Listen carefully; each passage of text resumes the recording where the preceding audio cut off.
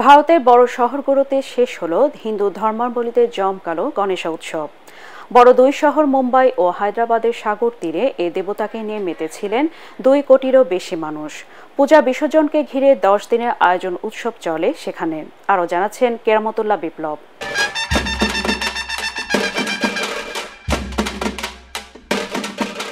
একসাথে রাস্তায় নেমে রঙে রাঙিয়ে নেচে গেয়ে আনন্দে মাতার এমন উৎসব ভারতে একবারই হয় বছরে।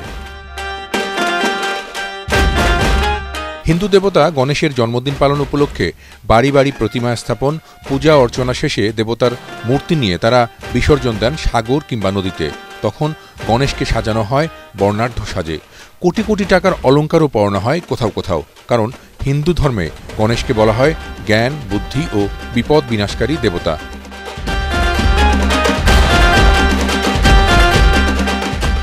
7 সেপ্টেম্বর শুরু গণেশ উৎসবের মঙ্গলবার ছিল শেষ দিন। ওয়ালটন টেলিভিশন মাত্র 25,490 টাকায় পাচ্ছেন গুগল টিভি। ঘর মন্দির থেকে দেবতার লাখো মূর্তি নিয়ে এদিন তা বিসর্জনের জন্য ভক্তরা ছোটেন সাগরের দিকে। হায়দ্রাবাদে গণেশ বিসর্জনের উৎসবটি ভারতের সবচেয়ে প্রসিদ্ধ, জমকালো ও পুরনো। সেখানে সমবেত হন অন্তত 50 লাখ মানুষ। নেচে গেয়ে ধুমধাম করে দেবতার করুণা আর মঙ্গল প্রার্থনা করেন তারা।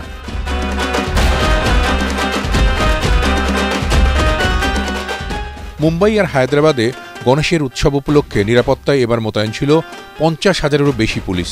মুম্বাইয়ে সবচেয়ে সেরা গণেশের মূর্তিটি গড়ে লালবাগিচা ক্লাব, যার অলঙ্করণে লাগানো হয় প্রায় 15 কোটি রুপির মণিমুক্তা।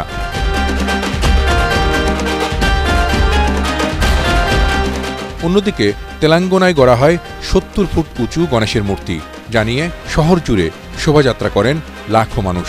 বুধবার রাতে শেষ হয় এই পূজা উৎসব। কেরামতুল্লাহ বিপ্লব, এটিএন বাংলা।